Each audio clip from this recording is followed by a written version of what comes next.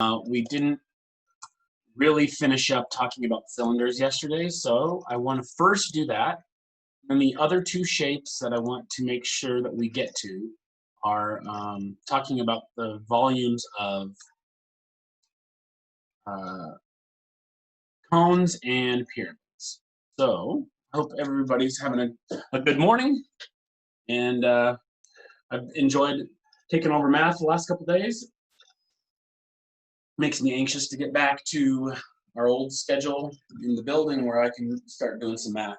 But anyway, Shawn will be back again doing math on Monday. And just as a reminder, we've got a couple weeks of classes until we take a little break for a couple weeks. June 18th, I believe, is the last of these classes, and they'll pick back up in the summer. So just kind of keep that in the back of your mind, and I'm sure there'll be lot more information on that as we get closer to it. What classes will look like after. So with that said, let's revisit the formula for cylinder. So just remember all these formulas you get on the formula sheet, but you won't necessarily have any explanation. So with cylinder, you'll just be able to look up the formula for volume, and you'll be able to see the formula is pi times radius squared times height. Okay, so we did this example yesterday, so let's just go down and look at number 6 down here, and I'll just walk us through this one, and then maybe pull up the whiteboard and draw one out so that you can try one. So if we're looking at number 6 here, and I've got my calculator, so if you've got either your phone to use as a calculator or a calculator that you have handy, a lot of these geometric formulas are pretty tough unless you've got it. So hopefully you've got it. So again, for sake of ease, let's use 3.14 for pi. So I'm going to type in 3.14 times, what is the radius of this one here? Right? We've got this reading here and this reading here, and remember the radius is the distance from the center to the outside, so the radius would be 5 squared times the height, which would be 3, right? So if I had it all typed out, it would look something like that: 3.14 times 5 squared times 3. And if I hit enter, I would get a volume of 235.5, right? So, and again, that would be whatever the measurement is, it would be cubic measure, or cubic inches, cubic centimeters. And that just means really, if this cylinder was real and we had a bunch of 1 by 1 unit cubes, right? They could be big, big cubes that are 1 foot by 1 foot, or small, right, inch by inch cubes. The point would be, how many of those cubes would fit inside of that? If, say, this was that would be kind of what the cubic measurement means. And we're seeing how many of those cubes fit inside of it. All right, so let's let me know if that makes sense, and if that's easy and we don't need to keep talking about cylinders. I'll just kind of move on. We could do, actually, let's do this. Let's look at number 9, because number 9 is kind of a more complicated question that deals with cylinders. Okay, so go ahead and read the question. I'm gonna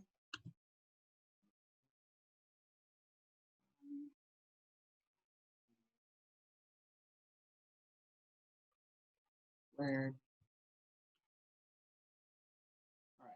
So I just put the formula out there in the chat just so that you don't have to reference it or worry about remembering it. But I want us to do number 9 here.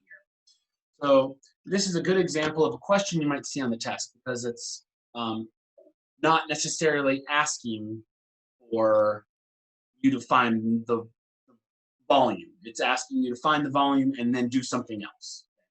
So let's read through it. Linda adds a water stabilizer to her children's swimming pool once a week. The instructions tell her to add 1 scoop of the product for every 20 cubic feet of water. about how many scoops should she add per week. All right, so think about this if this was, real life, not necessarily just a made-up math. So let's just say, this is at my house, and I actually have a hot tub. So let's say I need to put in the water stabilizer to keep the water in my hot tub clean. Okay, and my instructions say that I need to add 1 scoop of the stabilizer for every 20 cubic feet of water that I have in my hot tub, right? And I wish my hot tub was this giant, but it is definitely not, right? But for the sake of this question, let's pretend it is. So my hot tub is 3 feet. It's a circle, right? It's a circular hot tub. It's 3 feet tall. It's 12 feet across. Okay, so think about that. Okay? Is that the diameter, or is that the radius? Remember, the distance all the way across is the diameter. So if we need to find the radius, remember, we've got to cut that number in half. So the 2 steps to answering this question are, first, we have to understand what it is that we're trying to get at, right? Secondly, we need to know how do we get to the answer, right? Because the answer isn't just finding the volume, right? Finding the volume is only the first step. Because if we know we need 1 scoop for every 20 cubic feet, and we want to know how many scoops we have to add, then first we have to find the volume, and then secondly, we have to figure out, based on that volume, how many scoops of water stabilizer are we going to need to add. Okay, so there's 2 pieces to this. So based on the formula I've got down here, go ahead and see if you can figure out the volume. So the first step is figure out the volume of this swimming pool, okay? So remember, we have pi, and feel free to do it on your own, and if you're doing it and you just want to mute me while you do it, that's fine. For those of you that kind of want me to talk through it, I'm going to do it. So like I said, if you want to focus on it yourself and just try it, feel free to do it, right? But so I'm going to start with pi, 3.14 times. Now I need to find the radius. And remember, the radius is not 12 here. So, and I know I've kind of over-explained. The reason I've done it is because oftentimes on the GED, you'll see questions like this where they intentionally give you diameter, knowing that you have to use radius for whatever formula it is that you're using, right? So they're trying to trip you up and get you to put 12 in for R in the formula, right? So we need to know if the diameter is 12, the radius is half of that. So the radius would be 6, right? So my formula is going to be 3.14 times 6 squared, 6 times itself, which would be 36. So you could do that math in your head and go from there. And make sure that if you are in class, and I don't necessarily know if you've messaged Caleb privately because I can't see that, but for whoever is in class, always make sure that you sign in the chat with your first and last name. So type your full first and last name, send it to Caleb in a private chat, and that way we can record attendance and know that, give you credit for being in class. So if you haven't done that already, please go make sure you do that because it's in your best interest to make sure you stay enrolled, and it helps us kind of track. Thank you for that. And then back to this question real quick. Again, I've typed in my first part of my formula, 3.14 times 6 squared, and now I just need to figure out the height, and it tells me, so it's 3. Right? The thing with geometry is that a lot of the math isn't difficult, right? The hard thing with geometry is figuring out what formulas to use and plugging things into the formula properly, right? The math is just plugging stuff into a calculator and being good at computing it, right? But there's not difficult math involved in geometry. The challenge is finding the right formula and applying it correctly, right? Those are the real challenges. So I've got my formula, 3.14 times 6 squared times 3, and I hit enter, and I get 339.12, okay?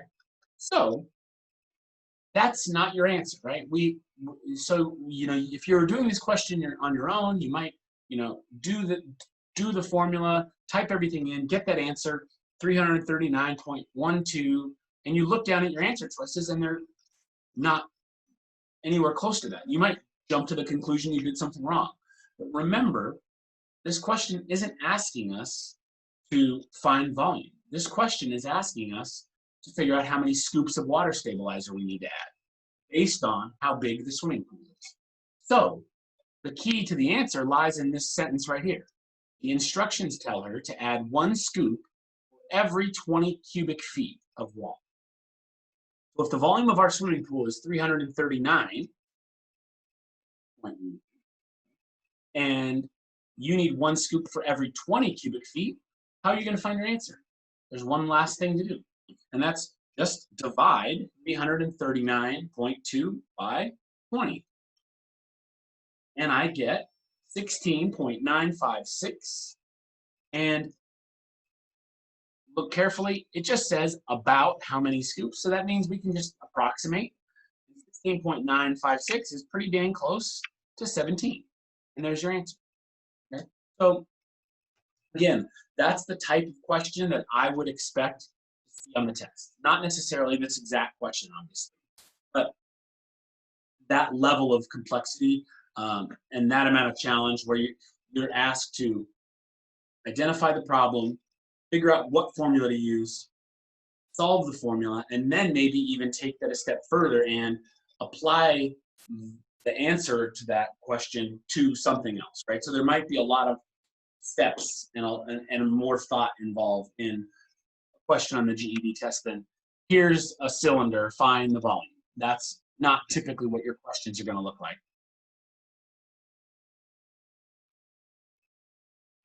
All right. So let me scroll down. We're going to go over the last 2 shapes.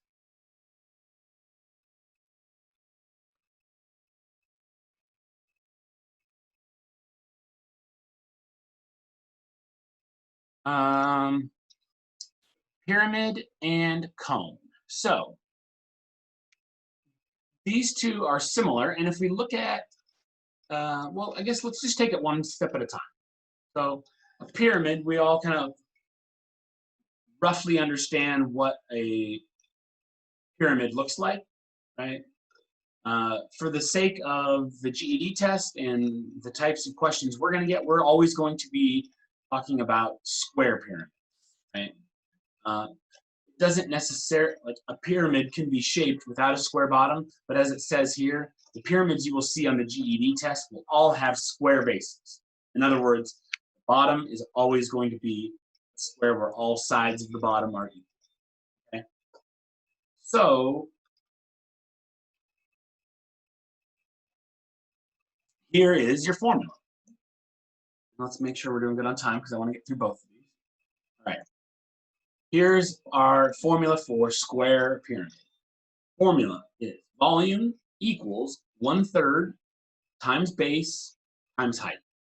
Okay. And again, like I ranted on yesterday, base means the area of the base. So if we look at the bottom square, the square that makes up the bottom of the pyramid, what is the area of that square? And remember, if you can remember, the area of the base is just length times width. That's all you need to know, right? So since these are all going to be squares, you just need to know what the length of one of the sides is and multiply that number by itself. If I look at this pyramid up here, the area of this base would be 4 times 4, which would be 16 inches. This would be 16. Down here, 5 times 5, this would be 25. So just beat that into your brain. Area of the base, or as you'll see it on the test, as uppercase B, right here. Down, hopefully you can see my cursor, right? Uppercase B, that is just length times width. You can remember that. So Here's the formula as it will look on the test. V equals 1 over 3 times uppercase B times H. And our example over here, the base has side lengths or lengths and widths of 5 centimeters and a height of 6 centimeters. So if we plug everything in, and again, I see it's right here in front of us, but I still want to do it anyway. So I'm going to type in. And I'm going to talk about the 1/3 thing here in a moment, because there's a couple ways that you could do this.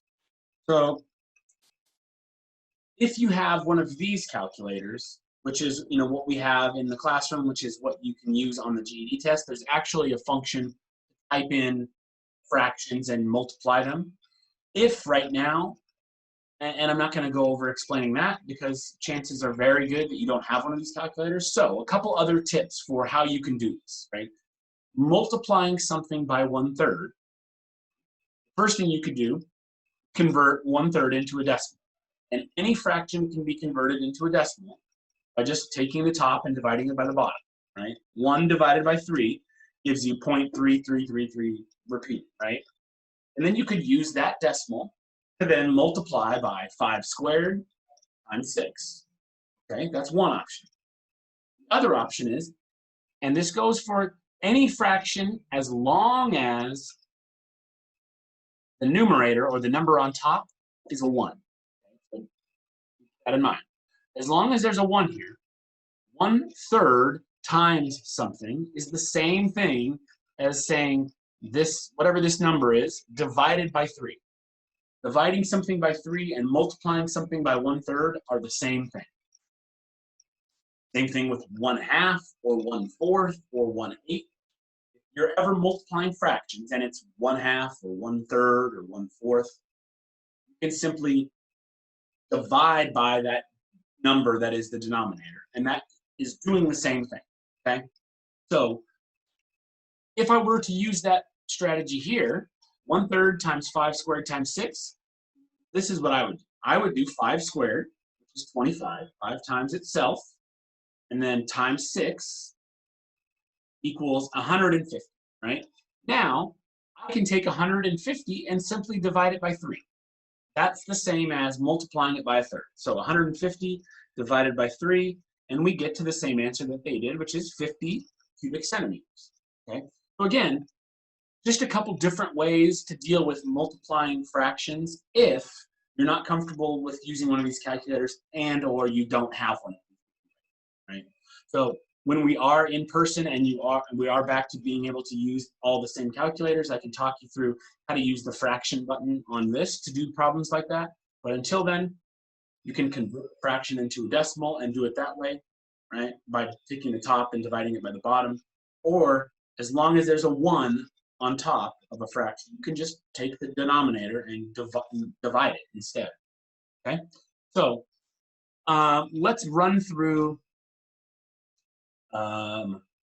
cone next and look at the example for cone, and then do one last practice question, and then we'll be all set on volume, okay? So cone, again, we all kind of know what cone is. A cone will have a circular base. In other words, this bottom is a circle, and it kind of comes up to a point, right? So you'll notice the formula for cone is similar to that of a cylinder, except for we have to multiply it by 1/3, just like we did with a pyramid, okay? So the volume is 1/3 times pi times radius squared times height. So it's the same formula as cylinder, except for we divide it by 3, or we multiply it by 1/3, or we cut it into thirds. But however you want to say it, that's the only difference between a cone and a cylinder, is we multiply it by 1/3. That's it. Okay, so here's an example.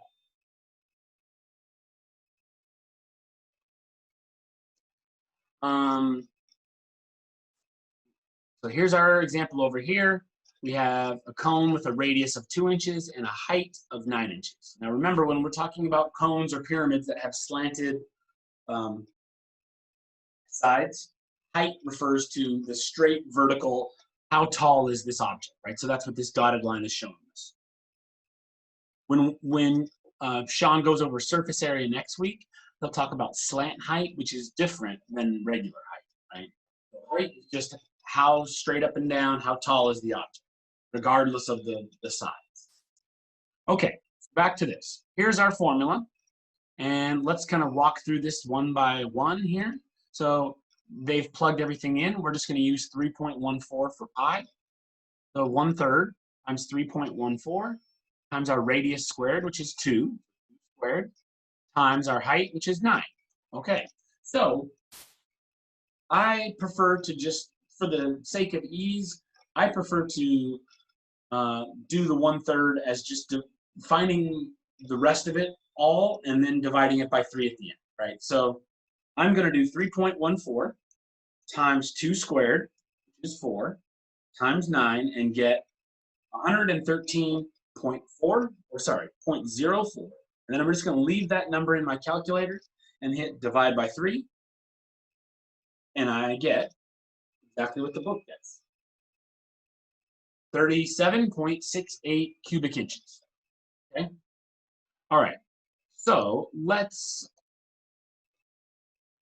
see. We have time for two. Well, we at least have time for one practice question. So let me, and I think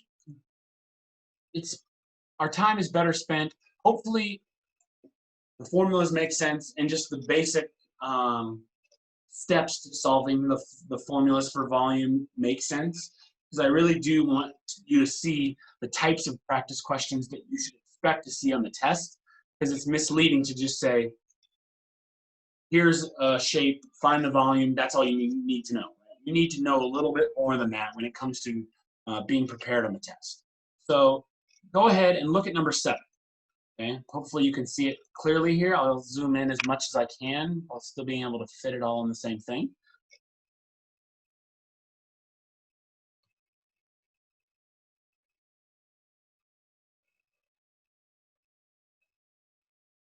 All right, so number 7 says, advertisers have designed this pyramid-shaped package to hold action figures.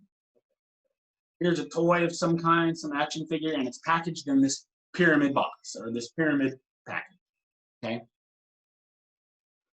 It has dimensions of 10 centimeter base, so it's a square base, 10 centimeters by 10 centimeters.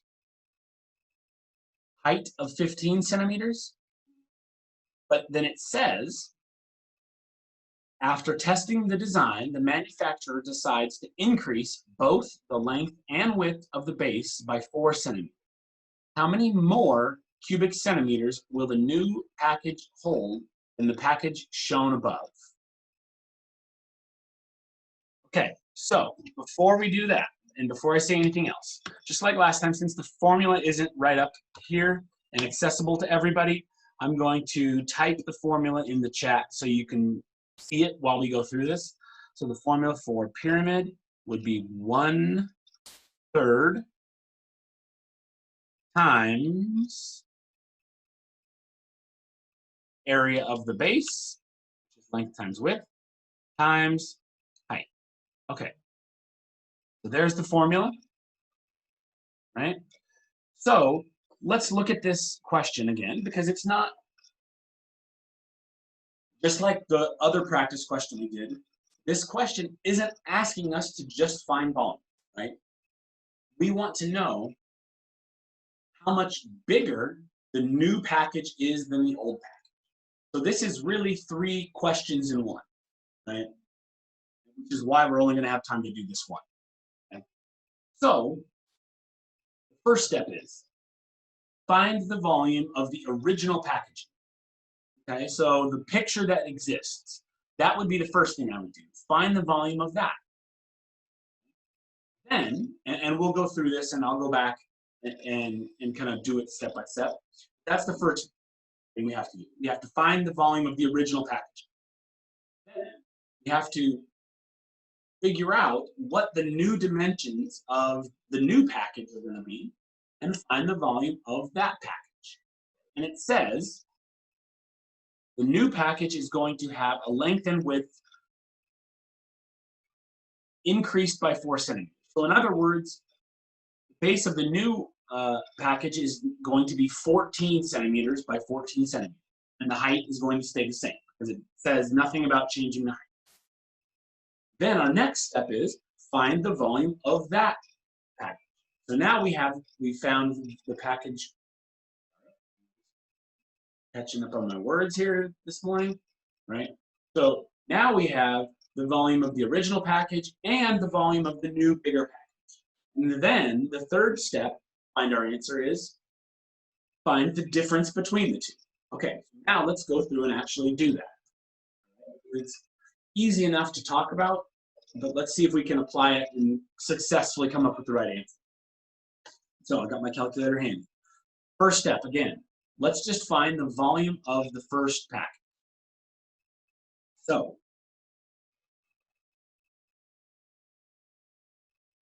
I'm going to do the area of the base, which is length times width, 10 times 10, which is 100. And I'm going to multiply that by the height, which is 15. And I get 1,500, 1,500. Now I'm going to multiply that by 1/3 or divide it by 3, however you like to do it. And I get 500. Okay, there's step one right there. The formula or the volume of the original package is 500. So keep that number in the back of your head. Notice how 500 is one of your answer choices. Don't jump to conclusions and think that's the right answer. Right? That's put there to trick you. Okay, now let's do the new package. And remember, the base of the new package is not 10, it's 14 because it's increased by 4 centimeters each length and width. Okay, so let's do the other one. 14 times 14, 14 squared, which comes out to 196, times our height, which is 15, and I get 2,940. And sorry if I'm going through this too quickly. Now, divide that by 3 or multiply it by 1/3. And for the new package, you should get 980 cubic centimeters. Okay, so the original package had a volume of 500 cubic centimeters. The new package had a volume of 980 cubic centimeters. So how much bigger is the new package than the old package? Take 980, subtract 500. What do you get? 480 cubic inches, which would be A. Okay? So, again, just like the one with the cylinder in the bathtub or the swimming pool, right? This is the type of question I would expect to see on the test, right? That amount of that amount of steps. They want to see not only can you do the math right, but can you take your knowledge of math and apply it to something that's more complicated than just solving the volume of stuff, right? That makes sense. Okay, so that's all I've got for today. Again, if you haven't signed in the chat, please do that so we can credit everyone with attendance. I will be back to doing just social studies and science next week, and Shawn will be back to math class. So thanks for putting up with me for the last 3 days, for those of you that have been here. And if you do need help with social studies or reading or science, make sure you're checking in on the other classes. And that's all I've got. If I don't see you or see your